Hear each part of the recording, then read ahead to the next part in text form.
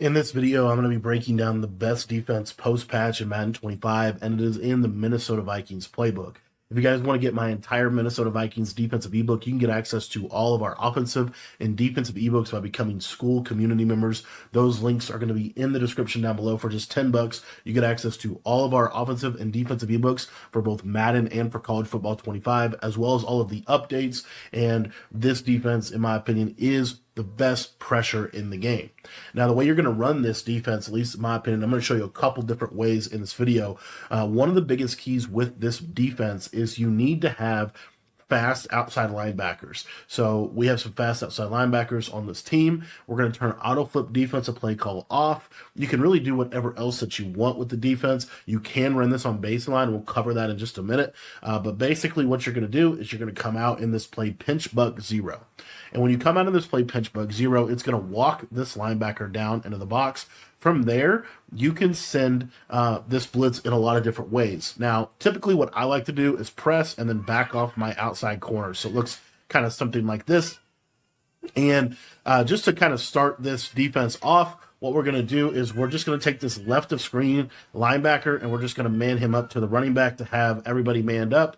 And the reason we're going to do that is just because it's a simple send 5, and you're going to see that this send 5 should come around on the edge. We'll show that again. The biggest trick with this defense is truly the hover. The hover is really what makes this defense special and what makes this defense work. So you've got to kind of really get that guard to commit. And if you can get that guard to commit, then this blitz will come in.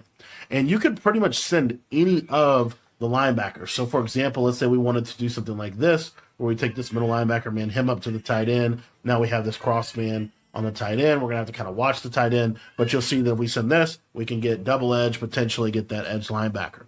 So as you see, you're able to get a send 5 on 5 and get good pressure with this. Another thing you could do with this defense, though, is as this game goes on, they're going to block their running back. And so when they start to block their running back, this is where it's really advantageous to go ahead and just basically not cover the running back, and you're going to send 6. And you're going to see that the 6 man is going to come in. It's going to come in really fast. It's really difficult for them to block with the blocked running back. Now, also, the thing that's really cool about this defense is if they block a tight end. So here, they're going to block a tight end. Now, we're going to have to go guard the running back ourselves, but you're going to see that this blitz is still going to work against a blocked tight end. So it's really difficult to pick this blitz up regardless of their pass protection. And situationally, another thing that you can do with this is you could send 5 off the running back side. So let's say we're, want to have a little bit more coverage to the tight end. So we're going to man the tight end up. Maybe we do a little scissor adjustment over here and send 5 like this. And you'll see that this send 5 is normally going to be pretty consistent, and you're going to get that pressure off the right side. So if you want to send it off the right side, another thing that you can do is you can go ahead and play kind of like this, where you're usering over here to the left a little bit more. You're going to get that clean edge pressure like so. And as you see, so this defense is literally all about the hover of the user that is going to trigger these pressures. Now, another thing that you can do with this defense is occasionally you can get this 4-man to be able to come in on this right side. Doesn't always come in, but you're going to get good sheds out of that. And in game, it's a little better than practice mode. But I did want to cover how to run this defense out of like a base alignment type of look. So if I wanted to be base aligned, what I like to do is I like to come out and pinch buck, and then I'm going to audible to other plays. The best plays, in my opinion, to run this defense out of is either Tampa 2, cover 3 sky, or you could also run it out of like a cover 6 look and get some match coverage on the field.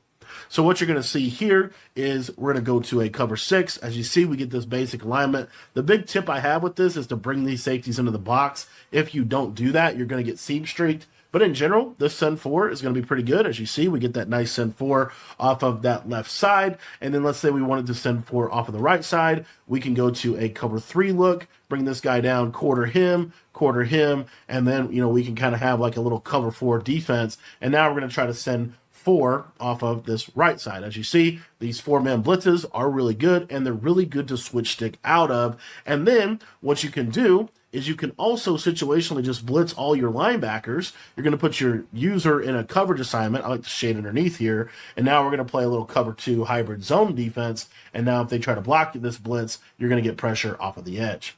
Thanks for watching this video. If you guys want to check out the entire 3-4 odd defense Minnesota ebook, is in our school community. Link in the description below.